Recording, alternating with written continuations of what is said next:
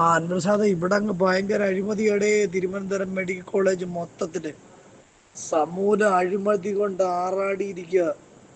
Thiruvananthapuram medical college നമ്മൾ ഈ social മീഡിയയിലൊക്കെ കാണുന്നില്ലയോ, അത് വാസ്തവം തന്നെ. അത് മനസ്സിലായില്ലയോ? കണ്ണൂര് ഒരു ഹോസ്പിറ്റലിനകത്ത് കയറി ഒരു ഡോക്ടറെയും 12 സിസ്റ്ററെയും കയറി കൈകാര്യം ചെയ്തില്ലേ ഒരു പിതാവ്. അതൊക്കെ അവനവന്റെ മാനസിക ധർമ്മത്തിനനുസരിച്ച് ചെയ്തു പോകുന്നത്. അത് കറക്റ്റാ. അത് കാരണം ആ രീതിയിൽ തിരുവനന്തപുരത്തോട് ചെയ്ത് വെക്കേണ്ടതായിട്ട് കൂടി കാര്യങ്ങൾ വന്നു ചേർന്നിരിക്കുക. ഒരു മനുഷ്യൻ വന്ന് എന്തെങ്കിലും ചോദിച്ചു കഴിഞ്ഞാൽ ആ ഹോസ്പിറ്റലിനെ സംബന്ധിച്ച് എന്തെങ്കിലും ഡീറ്റെയിൽസോ എന്തെങ്കിലും അറിയേണ്ട കാര്യങ്ങൾ ചോദിച്ചു കഴിഞ്ഞാൽ ഒരക്ഷരം ശബ്ദിക്കത്തില്ല. ഏ ആ ഒരക്ഷരം അവര് മറുപടി പറയത്തില്ല.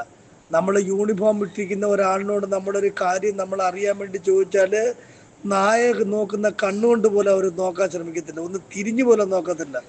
ഒരു മറുപടി പിന്നീടാകട്ടെ പറയത്ത് പോലുമില്ല. ഇവിടെ കൈക്കൂലിയുടെ ഏറ്റവും വലിയ ബഹളം. ഞാന് ഈ ആശുപത്രിയിൽ ഞാൻ ഇവിടെ വന്നിട്ട് വെള്ളിയാഴ്ച രാത്രി ഞാനിവിടെ വന്ന എമർജൻസി ആൻജിയോഗ്രാം ചെയ്യുന്നതിന് വേണ്ടിയിട്ട്. മനസ്സിലായില്ലേ? എമർജൻസി ആൻജിയോഗ്രാം ചെയ്യുന്നതിന് വേണ്ടിയിട്ട് ഇവിടെ വന്നിരുന്ന വെള്ളിയാഴ്ച വൈകിട്ട്.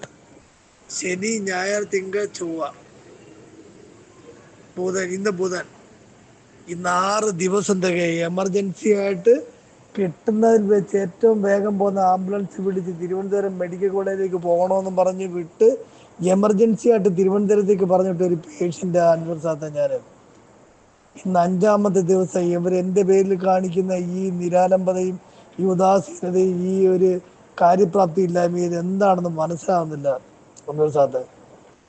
ഇതിനിടയ്ക്ക് എന്നെ പരിശോധിക്കാൻ പറ്റുന്ന റൗണ്ട്സ് എന്നെ പരിശോധിക്കാൻ പറ്റുന്ന ഡോക്ടറിനോട് ഞാൻ പലതവണ ചോദിച്ചു,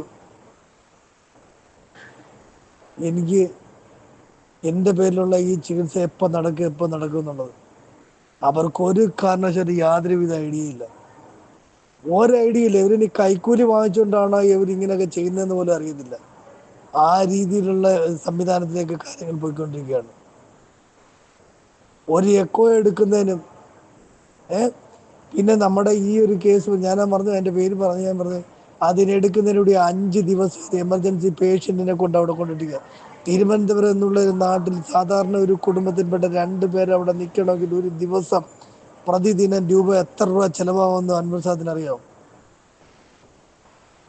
ഇത് സാധാരണക്കാരെ കൊണ്ടുവന്ന് ഇവിടെ സാധാരണക്കാരുടെ ഏറ്റവും വലിയ ആശ്രയവുമായിരിക്കേണ്ട ഈ സർക്കാർ ആതുരാലയം വെറും വിഴുപ്പുകെട്ടുകളുടെ അല്ലെങ്കിൽ ശാപങ്ങളുടെ പർദീസയായി മാറിക്കൊണ്ടിരിക്കുക. ഓരോ ജീവന്റെയും ശാപം നിറഞ്ഞിരിക്കുന്ന ഒരു ഭൂമി, ഒരു നരക ഭൂമി തന്നെ വേണം ഈ തിരുവനന്തപുരം മെഡിക്കൽ കോളേജിനെ കുറിച്ച് പറയാൻ.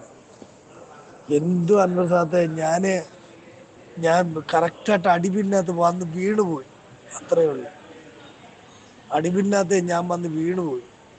ഒരു കാര്യം ഞാൻ പറയാൻ വേണ്ടിയിട്ടാണ് അൻവർ സാദിനെ വിളിച്ചത്. എനിക്ക് എന്തെങ്കിലും എൻ്റെ ജീവന് എന്തെങ്കിലും അപായം സംഭവിച്ചാൽ എൻ്റെ ഈ ജീവൻ വെച്ച് വെറും നിസ്സാരമായിട്ട് കാര്യങ്ങൾ നോക്കിക്കാണുന്ന ഇവിടുത്തെ ഉദ്യോഗസ്ഥരുടെ അനാസ്ഥ ഞാൻ അത് വെളിവാകത്തക്ക രീതിയിൽ ഞാനൊരു വോയിസ് ഇട്ടിട്ടുണ്ട്. ഈ വോയിസ് അഥവാ എൻ്റെ ജീവൻ എന്തെങ്കിലും സംഭവിച്ചു കഴിഞ്ഞാൽ ഇവരുടെ ഈ ഒരു ഉദാസീനത കൊണ്ടും ഈ ഒരു അലംഭാവം കൊണ്ട് എൻ്റെ ജീവൻ എന്തെങ്കിലും ഒരു ഭീഷണി, എന്തെങ്കിലും ഒരു ആപത്തോ സംഭവിച്ചാൽ അൻവർ സാദെ ആ വോയിസ്, എൻ്റെ വോയിസ് റെക്കോർഡ് ഞാൻ നിനക്ക് അയച്ചു തരുന്നുണ്ട്. അതുകൊണ്ട് ഈ പുറം ലോകത്തെ അറിയിക്കണം. ഓക്കെ.